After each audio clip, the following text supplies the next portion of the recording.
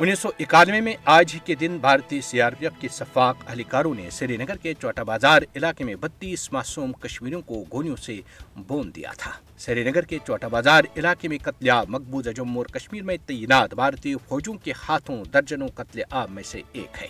चौटा बाजार कत्लेआम की यादें कश्मीरी अवाम के जहनों में आज भी ताज़ा हैं। 32 बरस का तवील अरसा गुजरने के बावजूद चौटा बाजार कत्लेआम के मुतासरीन अभी तक इंसाफ के मुंतजर हैं। कश्मीरी अवाम भारतीय फौजों के हाथों चौटा बाजार और मकबूजा जम्मू और कश्मीर में दीगर मकामात पर शहीद किए जाने वालों की कुर्बानियों को कभी नहीं भूलेंगे। भारतीय फौजों ने 1990 से मकबूजा जम्मू और कश्मीर में दर्जनों कत्लेआम किए हैं। चौटा बाजार जैसे कत्लेआम का मकसद कश्मीरी अवाम में खौफ पैदा करना है। कुल जमाती हुर्रियत कॉन्फ्रेंस ने चौटा बाजार श्रीनगर के शोहदा को उनकी 32वीं बरसी के मौके पर शानदार खराज अकीदत पेश किया है। कुल जमाती हुर्रियत कॉन्फ्रेंस ने कहा कि भारत की तारीख में जलियांवाला बाग के कत्लेआम का सिर्फ एक वाकया है, जबकि मकबूजा जम्मू और कश्मीर की जद्दोजहद आजादी के दौरान भारतीय फौज के हाथों इस तरह के 20 दिल दहलाने वाले वाकयात रोनमा हो चुके हैं। कुल जमाती हुर्रियत कॉन्फ्रेंस का कहना है कि दुनिया की कोई ताकत कश्मीरी अवाम की जद्दोजहद आज़ादी को शिकस्त नहीं दे सकती और अक़वाम मुत्तहिदा के सेक्रेटरी जनरल एंटोनियो गुतेरेस पर जोर दिया